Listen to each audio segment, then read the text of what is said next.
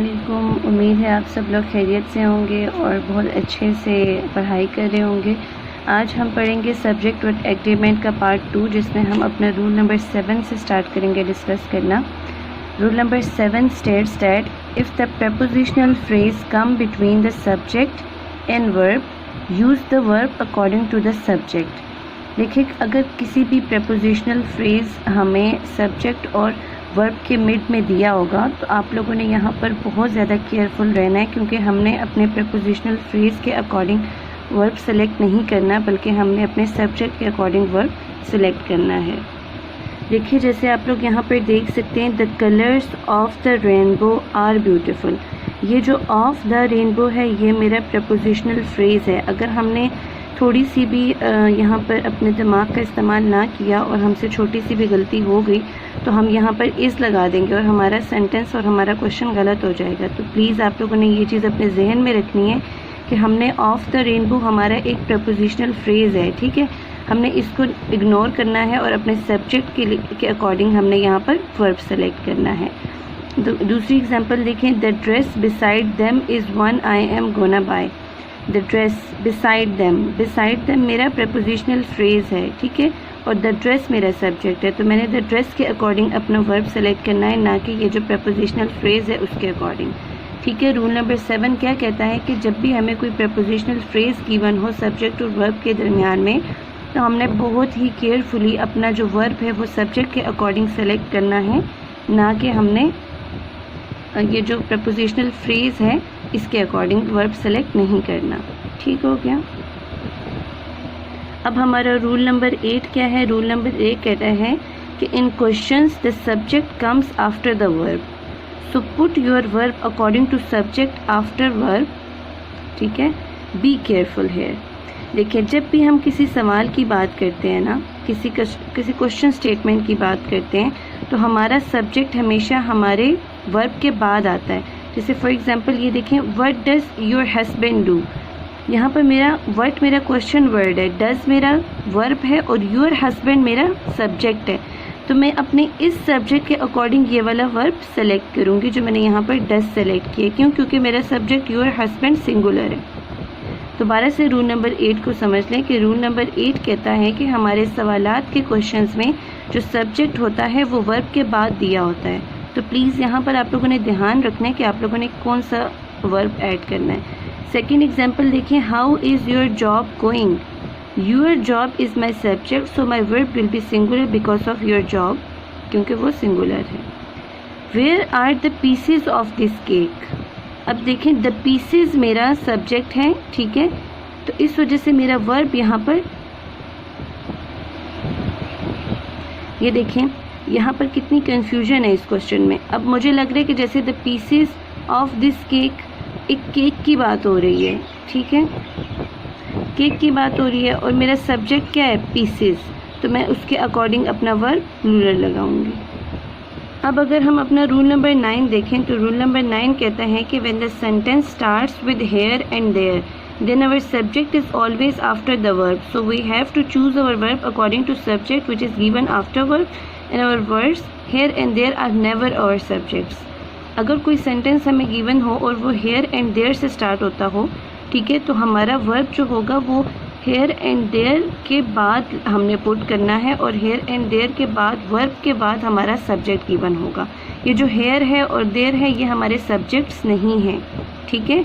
Hair and there के very after हमें verb दिया होगा और उसके बाद हमारा सब्जेक्ट होगा। उस सब्जेक्ट के अकॉर्डिंग हमें अपना वर्ब सेलेक्ट करना है। For example, here are the boys. अब ये हेयर मेरा सब्जेक्ट नहीं है, आर मेरा वर्ब है, द बॉयज़ मेरा सब्जेक्ट है, तो मैंने द बॉयज़ सब्जेक्ट के अकॉर्डिंग अपना वर्ब यहाँ पर सेलेक्ट करना है।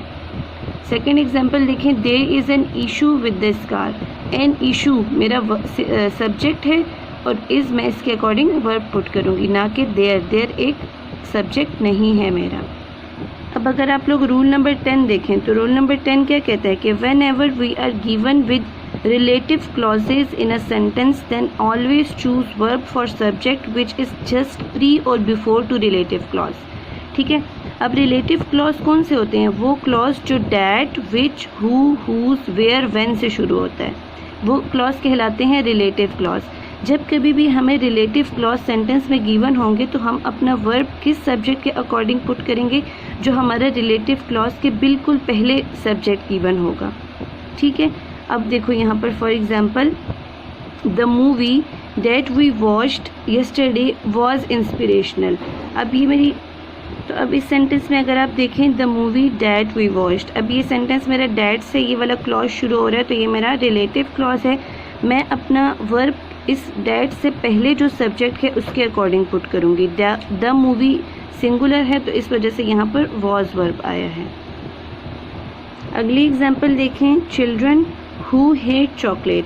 अब ये मेरा हु जो है रिलेटिव क्लॉज ये आगे है, क्योंकि ये रिलेटिव क्लॉज यहाँ से स्टार्ट हो रहा है, तो इस रिलेटिव क्लॉज से पहले जो मेरा सब्जेक्ट है उसके अकॉर्डिंग मैं अपना वर्ब लगाऊंगी। अगली एग्जांपल देखें, the man who is wearing the blue shirt is my brother. Who से पहले द मैन मेरा सब्जेक्ट है तो मेरा वर्ब उसके अकॉर्डिंग आएगा। रूल नंबर 10 ये कहता है कि जब कभी भी हमें रिलेटिव क्लॉजेस गिवन होंगे तो हमने अपना वर्ब जो है वो उस सब्जेक्ट के अकॉर्डिंग रखना है जो हमारा बिल्कुल रिलेटिव क्लॉज जो उससे पहले सब्जेक्ट है। जैसे रिलेटिव क्लॉज हमेशा इन वर्ड्स से शुरू होते हैं, तो जैसे इनके पीछे वाला सब्जेक्ट जो भी होगा उसके अकॉर्डिंग आपने वर्ब सेलेक्ट करना है। हमारा रूल नंबर 11 कहता है कि nouns that are uncountable will take singular verbs. वो नाउन्स जो अनकाउंटेबल होते हैं वो सिंगुलर वर्ब लेंगे। जैसे for example education, education is the key to success. Education मेरा अनकाउंटेबल नाउन है तो इसके साथ सिंगुलर वर्ब आएगा। उसके बाद है डायबिटीज़। ठीक है, डायबिटीज़ तो वैसे भी सिंगुलर है, ऐसे दिखता है जैसे प्लूरल है लेकिन है सिंगुलर, तो इसके साथ सिंगुलर वर्ब आएगा। The research I found on the topic was limited. The research मेरा अनकाउंटेबल नाउन है तो इसके साथ मेरा सिंगुलर वर्ब वॉज आएगा। ठीक हो गया। रूल नंबर 11 कहते हैं कि जब कभी भी हमें अनकाउंटेबल नाउन्स गिवन होंगे तो उनके साथ हम सिंगुलर वर्ब पुट करेंगे।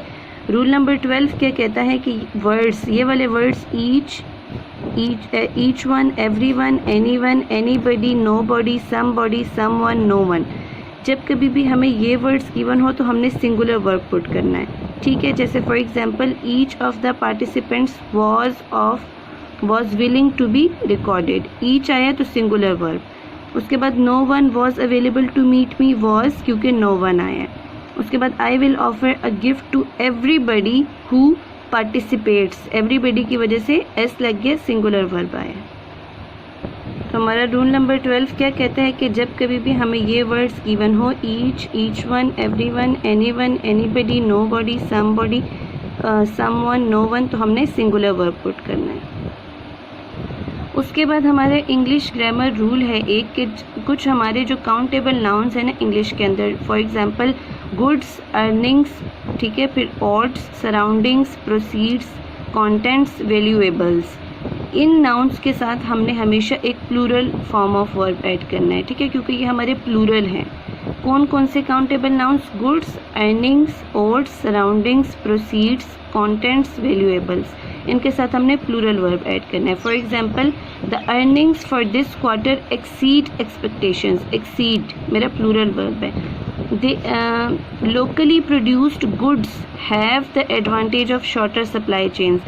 Goods have मेरा प्लूरल वर्ब है जी। तो रूल नंबर 13 क्या कहते हैं कि जब कभी भी हमें ये वाले काउंटेबल नाउन्स गिवन होंगे तो इनके साथ हम एक प्लूरल वर्ब लगाएंगे क्योंकि ये प्लूरल नाउन्स हैं। फिर अगर हम बात करें अपने रूल नंबर 14 के, तो रूल नंबर 14 ये कहता है कि जो कलेक्टिव नाउन्स होते हैं जिनमें for example house of senators, baby of girls, group of singers, host of angels, a class of students, a tribe of natives, तो ये तब प्लूरल यूज़ होंगे जब हम इनको कलेक्टिवली यानी एक कलेक्टिव नाउन के तौर पर यूज़ करेंगे, तब ये सिंगुलर वर्ब के साथ जाएंगे। और जब हम इनको सेपरेटली यूज़ करेंगे, इन कलेक्टिव नाउन्स को सेपरेटली यूज़ करेंगे, तो तब हम इनके साथ प्लूरल वर्ब लगाएंगे। ठीक है, जब भी हमें कलेक्टिव नाउन्स गिवन होंगे एज अ कलेक्टिव फॉर्म में, एक यूनिट की फॉर्म में, तो तब हम इनके साथ सिंगुलर नाउन लगाएंगे, वर्ब लगाएंगे। लेकिन जब हमें ये सेपरेटली गिवन होंगे तब हम इनके साथ एक प्लूरल वर्ब लगाएंगे। For example the team goes to practice at 4। अब ये पूरी टीम की बात हो रही है कि वो जाती है 4 बजे प्रैक्टिस के लिए। लेकिन अगर दूसरी एग्जांपल देखें, the team go to their homes after practice. अब गो टू देयर होम, अपने अपने घरों में वो जाएगी, तो यहाँ इंडिविजुअली इस टीम की बात हो रही है। ठीक है, इंडिविजुअली हर मेंबर की बात हो रही है, तो इसलिए यहाँ इसके साथ प्लूरल वर्ब आएगा। जब भी कलेक्टिव नाउन सिंगुलर वर्ब के साथ तब यूज़ होंगे जब हम पूरे यूनिट की एक साथ बात कर रहे होंगे, पूरे ग्रुप की, पूरे क्लास की, पूरे कलेक्टिव नाउन की एक साथ बात करेंगे, ठीक है, तब इनके साथ सिंगुलर वर्ब आएगा। लेकिन जब हम इन पूरे कलेक्टिव नाउन को इंडिविजुअली डिफ़ाइन करने की कोशिश करेंगे, अकेले अकेले सेपरेटली इनकी ड्यूटीज़ को बयान करेंगे, तब हम इनके साथ एक प्लूरल वर्ब लगाएंगे। फिर आ जाता है हमारा रूल नंबर 15। रूल नंबर 15 कहते हैं कि when two nouns are joined by these words, जब भी हमारे दो नाउन्स इन वर्ड्स से कनेक्ट हो, एज वेल एज से, इन एडिशन टू से, नो लेस देन से, विद से, अलॉन्ग विद, टुगेदर विद, जब भी हमारे टू नाउन्स या टू सब्जेक्ट्स इन वर्ड्स से कनेक्ट हो, as well as, in addition to, no less than, with, along with, together with, तो जो हमारा वर्ब होगा वो हमारे पहले वाले सब्जेक्ट के साथ या पहले वाले नाउन के साथ एग्री करेगा, ठीक है। जब भी हमारे दो नाउन्स या दो सब्जेक्ट्स इन वर्ड से कनेक्ट होंगे तो हमारा वर्ब पहले वाले सब्जेक्ट या नाउन के साथ एग्री करेगा। For example, I no less than you dash to be blamed, तो यहाँ आई मेरा पहला सब्जेक्ट है तो इसलिए मेरा वर्ब एम लगेगा। उसके बाद है the mouse as well as the birds watches Tony, the mouse as well as the bird, as well as से मेरे दो सब्जेक्ट कनेक्ट है, द माउस और द बर्ड्स, तो मैं पहले वाले सब्जेक्ट के अकॉर्डिंग अपना वर्ब यहाँ पर पुट करूँगी। द माउस सिंगुलर है तो यहाँ पर वॉचेस। जी, रूल नंबर 15 कहता है कि जब भी दो नाउन्स हमारे इन वर्ड से कनेक्ट होंगे तो हमारा वर्ब जो होगा वो पहले वाले सब्जेक्ट के साथ एग्री करेगा। ठीक हो गया जी। तो ये थी हमारी आज की वीडियो में जो हमने रूल्स एक्सप्लेन किए हैं। 9 रूल्स हमने आज वाली वीडियो में सब्जेक्ट वर्ब एग्रीमेंट के एक्सप्लेन किए हैं और 6 रूल्स हमने पार्ट 1 में एक्सप्लेन किए थे, ठीक है।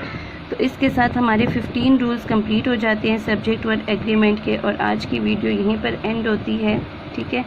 और ज़रूर इन वीडियो पर सुनने के बाद ज़्यादा सारी प्रैक्टिस करें, क्योंकि ये जो सब्जेक्ट वर्ब एग्रीमेंट का टॉपिक है दिखने में बहुत आसान है, लेकिन जब हम इसकी प्रैक्टिस करते हैं ना तो हमें तब पता चलता है कि डिफ़िकल्टी कहाँ पर है।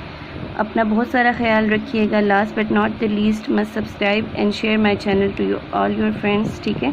और मज़ीद बहुत सारी वीडियोस के लिए हमारे साथ कनेक्ट रहने के लिए सब्सक्राइब करने के साथ साथ बेल आइकन पर भी क्लिक कर दीजिएगा ताकि आने वाली सब वीडियोस की नोटिफिकेशन आपको मिलते रहें।